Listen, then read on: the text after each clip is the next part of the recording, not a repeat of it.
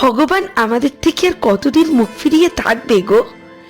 কিভাবে সংসার চালাবো কিছুতেই বুঝে উঠতে পারছি না। সেটাই চিন্তার। কিন্তু বউ, আমি তো কোনোদিন ঘরে বসে থাকিনি, কত রকমের ব্যবসা করলুম।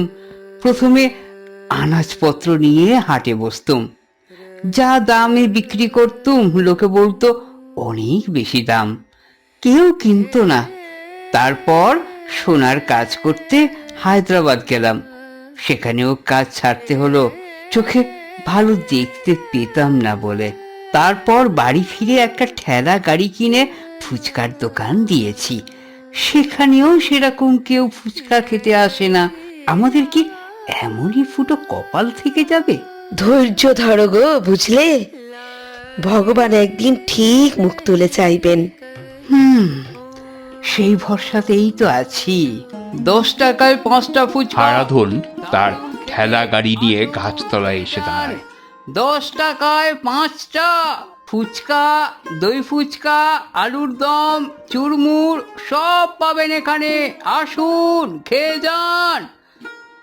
উফ, কতক্ষণ ধরে চেঁচাচ্ছি, কেউ তো আমার ফুচকা খেতে আসে না।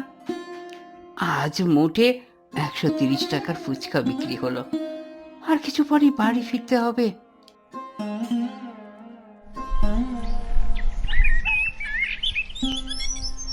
আজও বিশেষ বিক্রি হলো না বউ, মোটে 210 টাকা।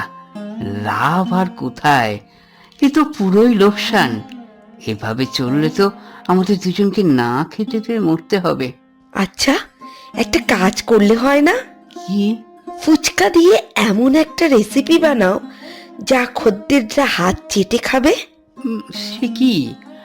এমন রেসিপি পাবোই বা কোথায়? তুমি বরং একটা কাজ করো, আমার মামাতো ভাইয়ের সঙ্গে একবার দেখা করো। সে শহরে ফুচকা বেচে, বেশ জনপ্রিয় শুনেছি। ফুচকার স্বাদ যেন অমৃত। তুমি তার সাথে দেখা করো, জেনে নাও সে কিভাবে ফুচকা করে। তুমি ঠিক বলেছ গিন্নি। তুমি কাল সকালেই রওনা দাও, আমি ভাইকে খবর পাঠাচ্ছি। অবশ্যই অবশ্যই।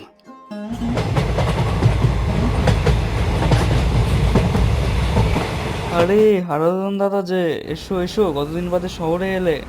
হ্যাঁ ভাই, ভালো আছো? এই তো চলে যাচ্ছে হারাধন দাদা। তা পল্টন, তোমার ব্যবসাপত্র কেমন চলছে? সে তো ভালোই। তুমি আসবে বলে দিদি ফোন করেছিল, আমি কিভাবে ফুচকা বানাই তা তোমাকে শিখিয়ে দেওয়ার জন্য। হ্যাঁ ভাই, তুমি যেভাবে ফুচকা বানাও আমাকে একটু শিখিয়ে দাও, দেখি আমার গ্রামের লোক সেই ফুচকা খেয়ে ভালো বলে কিনা। ভালো ফুচকার মূল মন্ত্রই হচ্ছে কিছু বিশেষ জিনিস দিয়ে আলুটা মাখা, যাতে ভালো স্বাদ হয়, আর তেঁতুল জলে মশলা দিয়ে সেটাও সুস্বাদু করতে হবে, যাতে ফুচকাটা খেতে লোকের জিভে জল চলে আসে। তা সেই উপকরণগুলো কি সেটা একটু বলে দাও ভায়া। পল্টনের কাছ থেকে সব জেনে নিয়ে হারাধন বাড়ির পথে পা বাড়ায়। ইগো, শুনছো? কই গেলে? আরে এই তো। তাহলে সব কাজ মিটলো? হ্যাঁ গো গিন্নি, এবার সব কাজ মিটে গেছে। পল্টন আমার সব বলে দিয়েছে। যাক বাবা, এখন দেখো কাল থেকে ওইভাবে ফুচকা বিক্রি করে, এরপর সবই ওপরওয়ালার মহিমা। তুমি হাত পা ধুয়ে ঘরে গিয়ে বিশ্রাম নাও তো এখন। আমি তোমার জন্য দুটো মুড়ি বাতাসা নিয়ে আসি। পরের দিন হারাধন পল্টনের কথা মতো সবকিছু করে বাজারে এসে ফুচকা বিক্রি শুরু করে। ফুচকা ফুচকা চলে এলো, মুচমুচে মুখরোচক ফুচকা, 10 টাকায় 5টা, একেবারে শহরের মতো ফুচকা। খেয়ে দাম দেবেন, তাড়াতাড়ি করুন, তাড়াতাড়ি। শহরের মতো ফুচকা বিক্রি করছো নাকি হারাধন? দেখি দাও তো 10 টাকার, কেমন খেতে দেখি। এই নাও গো, খেয়ে দেখো। আগে খাও, পরে পয়সা দেবে এখন। আরে বাস, এ তো দারুণ ফুচকা, কি টেস্ট! সত্যি, হারাধনের ফুচকার এখন দারুণ স্বাদ।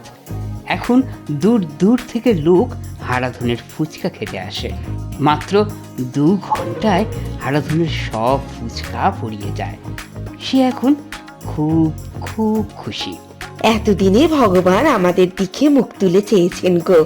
হ্যাঁ গিন্নি, এতদিনই ভগবান সদয় হয়েছেন। এখন আমি দিনে 1,000 টাকা রোজগার করি, তাও মাত্র 2 ঘন্টার মধ্যে। এইভাবে হারাধন আর স্ত্রী সুখে শান্তিতে থাকে, দুঃখ তাদের ধারে কাছেও ঘেঁষে না।